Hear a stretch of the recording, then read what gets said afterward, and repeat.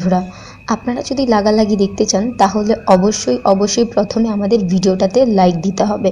এবং আমাদের চ্যানেলটিকে অবশ্যই সাবস্ক্রাইব করতে হবে এবং সাবস্ক্রাইব করার পর নোটিফিকেশন বেল আইকনে ক্লিক করতে হবে, তাহলে আমাদের লাগালাগি ভিডিওগুলো দেখতে পারবেন।